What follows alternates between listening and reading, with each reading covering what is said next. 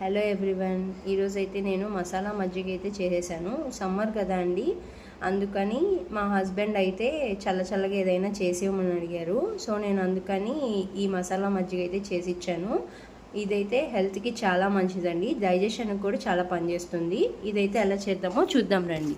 First అయితే కొత్తిమీర కొంచెం వేసేసాను మిక్సీ జార్లోకి. దాని తర్వాత పుదీనా కొంచెం వేసాను.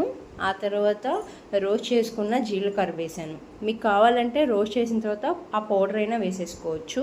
నేనైతే అలాగే వేసేసాను. దాని తర్వాత కొంచెం అల్లం వేసాను. ఆ తర్వాత ఒక పచ్చిమిర్చి తీసుకోండి. నేనైతే హాఫ్ వేసాను, ఎందుకంటే కొంచెం కారంగా ఉంటుంది అనుకుంటే నేను హాఫ్ వేసాను. తర్వాత లాస్ట్లో సాల్ట్ వేసి దాన్ని మిక్సీ పట్టేసేయండి. మిక్సీ పట్టిన తర్వాత ఆ పేస్ట్ అయితే ఇలా ఉంటుంది. దాని తర్వాత మనం ముందుగా రెడీ చేసుకున్న మజ్జిగలో అయితే కలిపేసుకోవాలి. అంతే అండి, మసాలా మజ్జిగ అయితే రెడీ అయిపోతుంది. దీన్ని మనం గ్లాస్లోకి సర్వ్ చేసుకొని తాగేయడమే. నేను దీంట్లో లాస్ట్లో కొంచెం ఐస్ క్యూబ్స్ వేసాను. ఫైనల్గా అయితే కొంచెం కొత్తిమీరతో గార్నిష్ చేసేసాను. మీరు కూడా ట్రై చేయండి, మనకి హెల్త్కి అయితే చాలా మంచిది. ఎండ కదండి, సో తాగండి, చాలా మంచిది మన హెల్త్కి కూడా.